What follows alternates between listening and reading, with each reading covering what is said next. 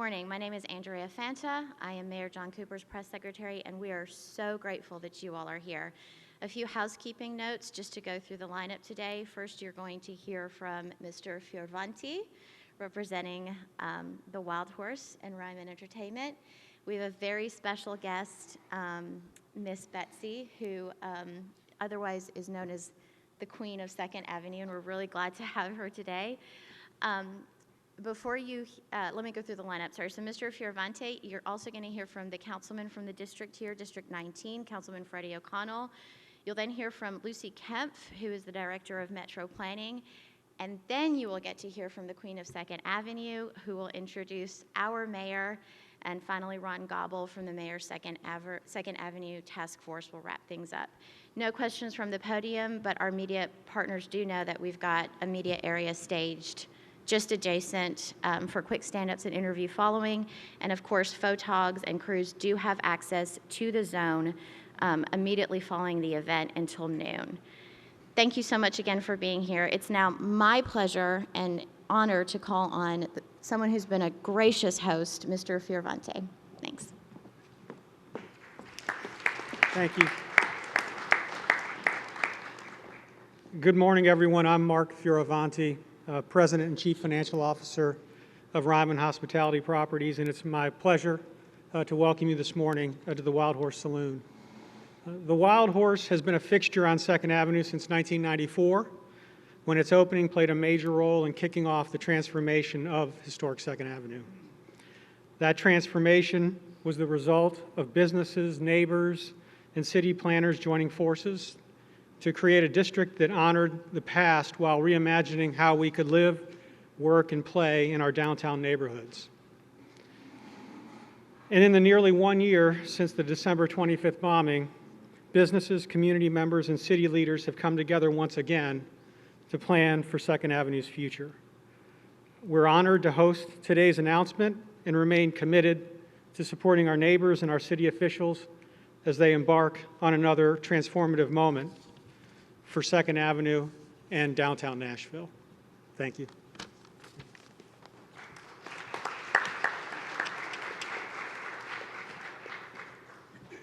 Good morning, everybody. My name is Freddie O'Connell. I represent Metro Council's District 19, where we're all sitting this morning, the home of, among many other amazing corridors, 2nd Avenue. Part of the challenge of responding to the just unimaginable and terrifying moment of Christmas Day last year has been that this wasn't just a corridor that spans from Broadway to Public Square with some restaurants, with some live music venues. This was also many people's home, but it's historic, right? It is a River City district with amazing old buildings full of people who cherish them, many of whom suffered severe damage. I am pleased that as of last night, we have an important partnership underway with the Metro Planning Department, the Mayor's Office, Metro Historic, and I hope very soon my colleagues, that will start a process of restoring the most damaged buildings that won't require now full demolition, which is an extraordinary success. I can't say enough thanks to the Mayor's Office for their commitment to this entire process, both the preservation elements, but also what we're all here for, which is the future of 2nd Avenue. And I also want to extend my thanks to the volunteers who have been picking through materials to find bricks, to find pieces of metal that can be repurposed so that the 2nd Avenue that we know in the future still tells the story of its past. So thank you to Mayor Cooper. Thank you to everybody on this stage for the work that has gone into this. Thanks, everybody.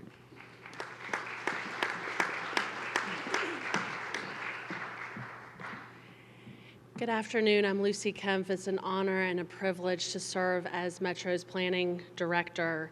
City building is not easy, and it cannot be done in a silo.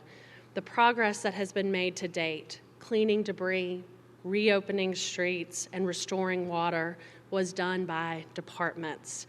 So as a Metro employee, I want to thank NDOT, Metro Water Services, Metro Codes, our Historic Commission and staff for the work that they've done in these days and weeks since the explosion.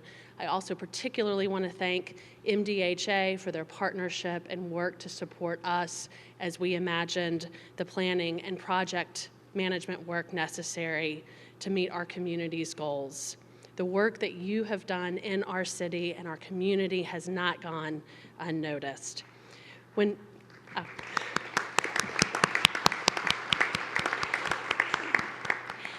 Metro Planning was pulled in late January to manage the public engagement process, Mayor Cooper made it very clear his vision for this moment: improve our streetscapes, find better ways to reconnect people to our river and our community, and most importantly, make sure that this is a community-led process. With that, we got to work. And since February, in partnership with the Downtown Partnership, the Urban Land Institute, the Civic Design Center in Gobble Hayes, we held 9 community meetings that helped build support for a vision and a concept for this community. We heard from more than 500 people who wanted to see improvements around the riverfront, streetscape, ensure that our historic character is protected, sustainable design overall, and more people-centric places, which this area deserves.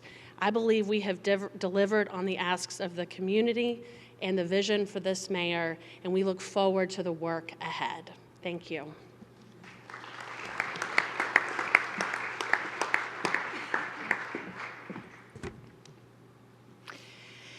Whew, it's been a year. Wow. But the experiences of that morning and those first days remain clear. We awoke to the repeated sound of gunshots, or so we thought at the time. Next came that eerie recording of a voice warning us that the RV we could see from our apartment window across the street was going to explode. Then the countdown began, and we escaped in our pajamas with our cat. We witnessed the explosion from the safety of our car at 2nd Avenue and Broadway and knew immediately that our lives were changed. But we also knew we were blessed to be unharmed. We have clear memories of the kindnesses shown to us by our friends and family, strangers, this great community, and the city's wonderful public servants, especially those in the police and fire departments. We remain filled with gratitude and thankfulness for such a brave and caring group of first responders, without whom this catastrophe would have been much more tragic, as they risked their own lives to save others. Initially, with the FBI in charge of the scene, information about the stability of our 2nd Avenue building and what belongings we might still have was frustratingly non-existent. However, our local folks sought to help us and others impacted by the bomb.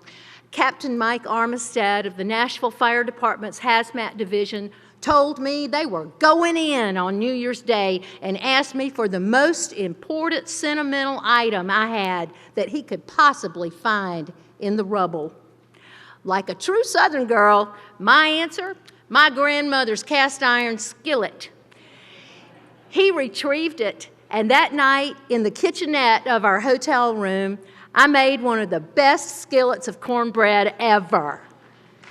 Yes. A few days later, we were escorted into our building by 2 firemen. Their job was to let us get a few things. They went far beyond that and helped us get many of our treasured items out of the building, repeatedly climbing 4 flights of stairs and entering unstable areas. We were so touched by their amazing kindness. We are still grateful 12 months later, but we are also still frustrated. You won't see much work happening on our historic Ray building because our insurance carrier, Zurich, has yet to offer a reasonable settlement. Our intention is to rebuild and reinvest, and as we wait on Zurich, we are actively working to see our dreams become reality. This district is important. It not only generates millions of dollars in annual sales and property taxes that support services throughout Nashville and Davidson County, it also ties us to our beginnings as a city. As stakeholders, We appreciate and value the serious responsibility we hold in planning and working on solutions that will take the Ray Building and 2nd Avenue's other historic properties to an even more interesting neighborhood, filled with vibrancy and a sense of place and reflective of Nashville's impressive history and character. We look forward to working with the Metro government toward this goal, to find those solutions for issues surrounding garbage, traffic flow, pedestrian activity, safety, infrastructure, and innovative design. We depend upon our partners within Metro government, from the immediate response of the Metro Police and Fire Departments under the capable leadership of Police Chief John Drake and Fire Chief William Swan, to the long-term strategies implemented by the Metro Departments of Public Works, Codes, Water, Parks, Planning, and Historic, and the Nashville Downtown Partnership. We are grateful for the leadership provided by our Metro Council and our Mayor, John Cooper. And at this time, it is my honor and privilege to welcome Mayor Cooper to the podium. Thank you for that. Well, we'll thank everybody for being here, and let me welcome our Metro Council members, our state legislators, our judiciary, and our Metro departments. But let me take a moment to really recognize 21 very special people. Now, they did not wake up last Christmas morning planning on becoming heroes, but they put themselves in harm's way to keep us safe, and we are grateful and very proud that they are in Nashville. Now, Stephen Martini, Director of Metro's Emergency Communications Department, is here with 10 of his 911 responders. And they kept Nashville's emergency lines open and working that Christmas morning. And our Fire Chief, William Swan, is here with 5 of his command staff, whose crews provided search and rescue support. And our Police Chief, John Drake, is here with 5 of the officers who make up the Nashville 6. And Director Martini and Chief Swan and Chief Drake and your teams, would you all stand and let us thank you, our first responders.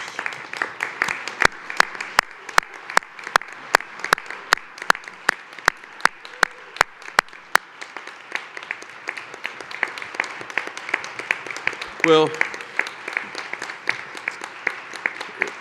it's exactly right, and we're so grateful to have you in our community. Now, last October, I presented a capital spending plan to Metro Council. It included $20 million to begin early work on our community vision for historic downtown and the rebuilding of 2nd Avenue. Now, the council approved that plan last night, and I want to thank the council for doing that, and their vote funds the first phase of this vision, which begins at Broadway and 2nd. And that's where we're going to introduce a better streetscape for all of 2nd Avenue. Wider sidewalks, more outdoor dining, public art, food kiosks, and a restored tree canopy. Now, this livable streetscape will serve visitors and about 78,000 downtown employees. But most of all, it's going to serve families who live here. The Downtown Partnership tells me that that's about 15,000 neighbors. And yes, 4,600 dogs. Now, further up is the AT&T building, and it covers about a block with a facade 9 stories tall. Now, that's a significant property to activate, to energize in a historic urban space. And that's why I'm especially grateful to 4 architects here today: Kim Hinton, Cyril Stewart, Ron Lustig, Gina Emanuel, who worked with AT&T on a creative solution for the new facade. And their artistic concept is based on Market Street 2 by Phil Ponder, whose work we all love. And Mr. Ponder is here, if he would stand up and take a bow with these architects. And Joelle Phillips, AT&T's president, is seated next to him. If she would stand also, because I've got a powerful next sentence here. AT&T is fully funding this artistic project, and for that we are just very grateful. Thank you, Joelle. Now, across the street from AT&T, the Callan family, owners of the 4 hardest-hit properties on 2nd Avenue, they worked with Metro Planning and the Urban Land Institute on a vision that now includes a passageway to 1st Avenue. Now, we can make 1st Avenue a front porch for our river and better reconnect downtown to the Cumberland. And that's going to set the stage for phase 2 of our work, activating an extraordinary riverfront. Now, 2 other projects were funded in the plan the council just approved last night, and they're additive to our work downtown, and they're going to help us create a remarkable riverfront park system. Now, first, the new park node, a half-mile north of Fort Nashboro, past the Woodland Street Bridge, is included in last night's plan, and that's to serve people nearby, like the crew at the new fire station, number 2, and the residents of the forthcoming permanent supportive housing community that is going to be built there.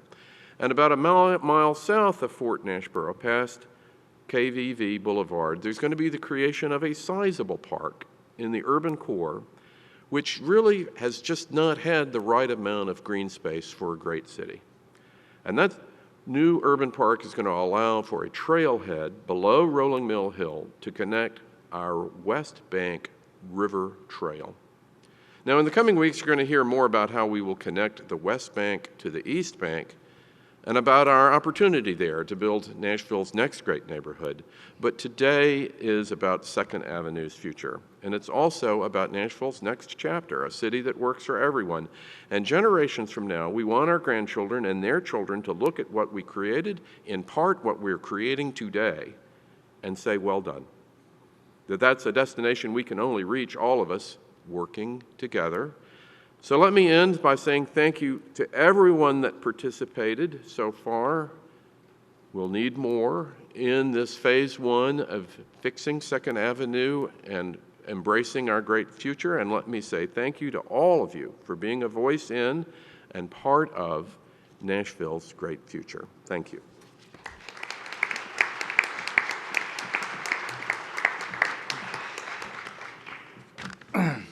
Well, I'd first like to thank Mayor Cooper. We really appreciate what you, your administration, and the Metro agencies have done to go above and beyond to support the historic character, the reconstruction, and the vision of the street.